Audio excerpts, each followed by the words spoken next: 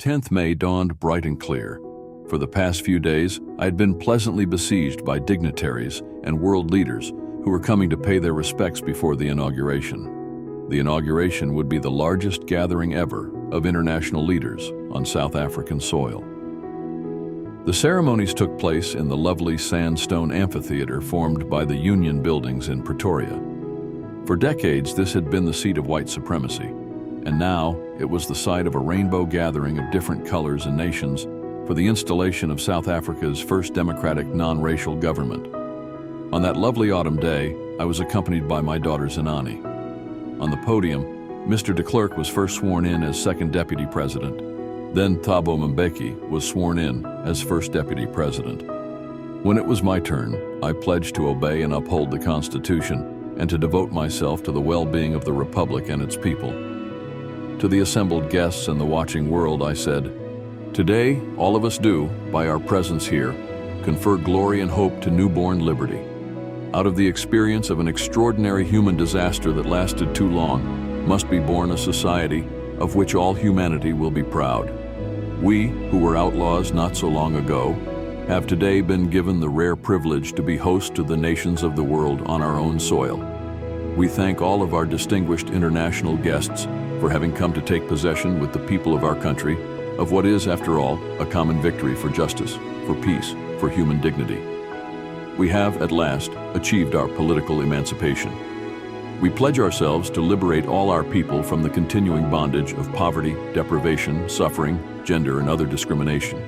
Never, never, and never again shall it be that this beautiful land will again experience the oppression of one by another. The sun shall never set on so glorious a human achievement. Let freedom reign. God bless Africa." A few moments later, we all lifted our eyes in awe as a spectacular array of South African jets, helicopters, and troop carriers roared in perfect formation over the Union buildings. It was not only a display of pinpoint precision and military force, but a demonstration of the military's loyalty to democracy, to a new government that had been freely and fairly elected. Only moments before, the highest generals of the South African Defense Force and Police, their chests bedecked with ribbons and medals from days gone by, saluted me and pledged their loyalty. I was not unmindful of the fact that not so many years before, they would not have saluted but arrested me. Finally, a chevron of Impala jets left a smoke trail of the black, red, green, blue, and gold of the new South African flag.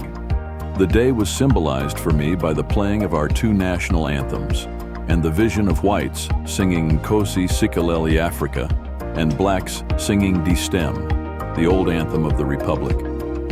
Although that day, neither group knew the lyrics of the anthem they once despised, they would soon know the words by heart.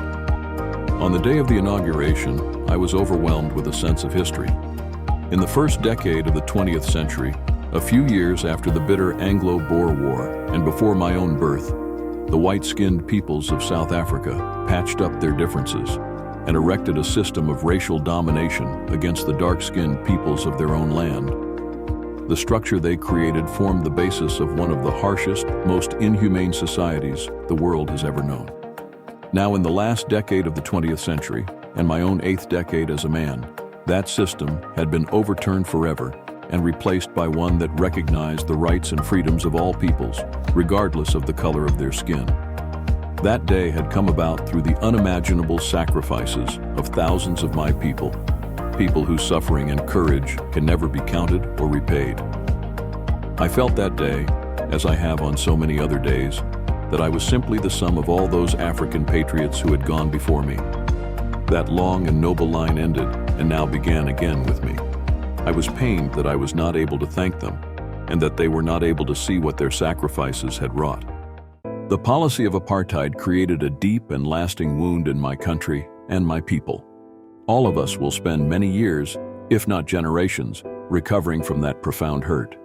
But the decades of oppression and brutality had another unintended effect, and that was that it produced the Oliver Tambos, the Walter Sisulu's, the Chief Luthulus, the Yusuf Dadus, the Bram Fishers, the Robert Sobukwes of our time, men of such extraordinary courage, wisdom, and generosity that their like may never be known again.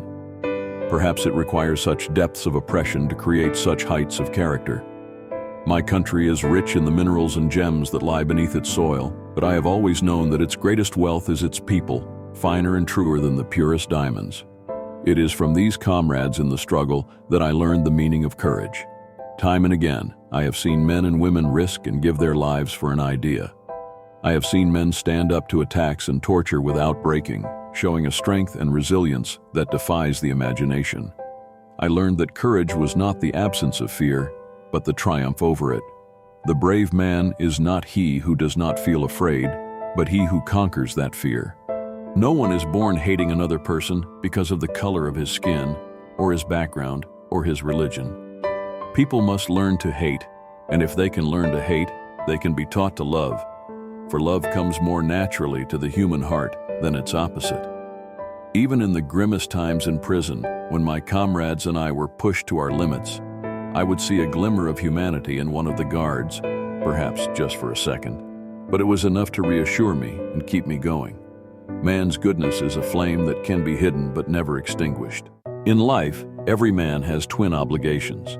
Obligations to his family, to his parents, to his wife and children, and he has an obligation to his people, his community, his country. In a civil and humane society, each man is able to fulfill those obligations according to his own inclinations and abilities. But in a country like South Africa, it was almost impossible for a man of my birth and color to fulfill both of those obligations. In South Africa, a man of color who attempted to live as a human being was punished and isolated.